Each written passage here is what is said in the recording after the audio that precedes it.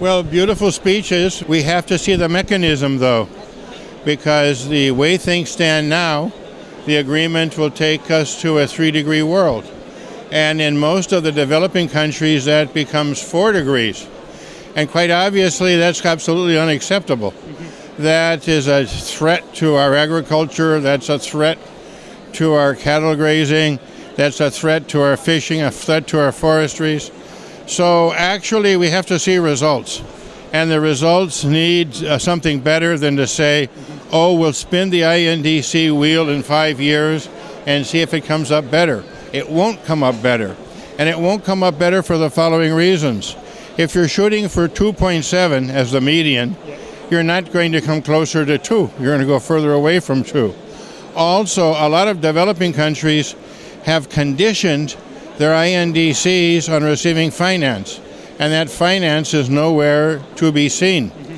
Then also you have the fact that the low levels of ambition that have led us to this 2.7 to 3.5 temperature range, instead of the 1.5 the developing countries want and the 2 that the developed countries want range. Instead of that, that low level of ambition will lead to under-execution, too, of the commitments. So there has to be another mechanism, and that other mechanism has to be based on historical responsibilities. The 10 largest emitters are responsible for 72% of the emissions. The 100 smallest are responsible for 3% of the emissions. If you're the CEO of a company and you have an overrun that you're up in this 2.7 to 3.5 range, let's say that it's billions or something, and you want to bring it down to the 1.5, 2 range that's acceptable, are you going to work on the 100 cases that has 3% or on the 10 cases that have 72%?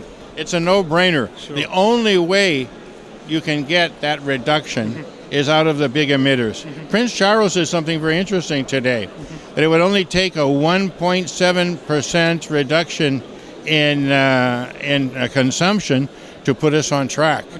That would indicate that it's doable.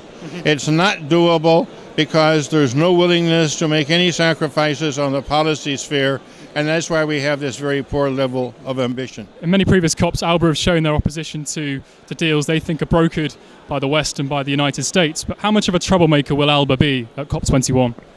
It's not a matter of being troublemaker. It's a matter of the developing countries surviving. 4 degrees is not a survival track for the Sahel with the Sahara advancing. 4 degrees is not a survival track for India and Pakistan with the glaciers melting in the Himalayas. 4 degrees is not a survival track for Southeast Asia with the typhoons. Remember that just this week, the World Meteorological Organization's executive director, Michel Jarreau, told us we're already at 1 degree.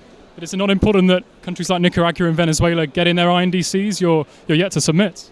We're not going to submit. You're not going to submit. Why is that? No, because voluntary responsibilities is a path to failure. So you won't submit in the first quarter of next year, but you're not submitting at all? Not at all, because it's a failed mechanism that is leading us down the road to 3 degrees, 4 degrees, 5 degrees. It's a mechanism to let the target float.